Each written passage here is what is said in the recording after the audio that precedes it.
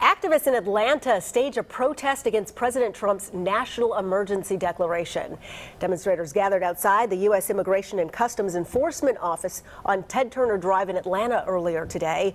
They carried signs and chanted in opposition to the move, which allows the president to get money he needs to build the southern wall.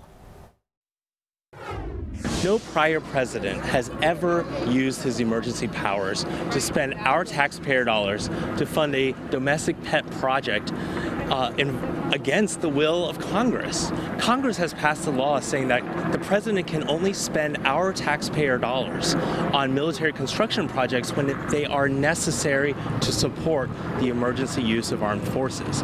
And there is no emergency here.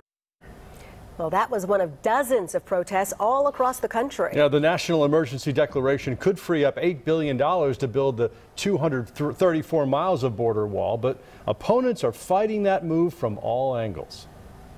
And we will not stand. Protesters gathered today outside the White House and across the country. A number of organizations already planning legal challenges to the declaration, arguing the power to allocate federal funds lies with Congress alone.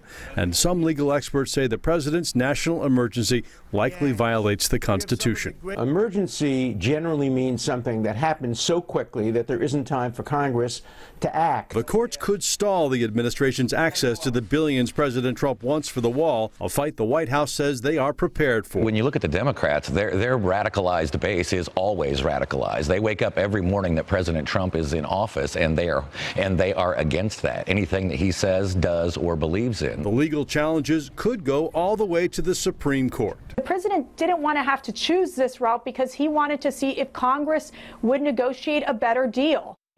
Now, House Democrats plan to introduce a resolution to rescind the president's declaration, but the legislation would still be subject to Senate approval and a possible presidential veto.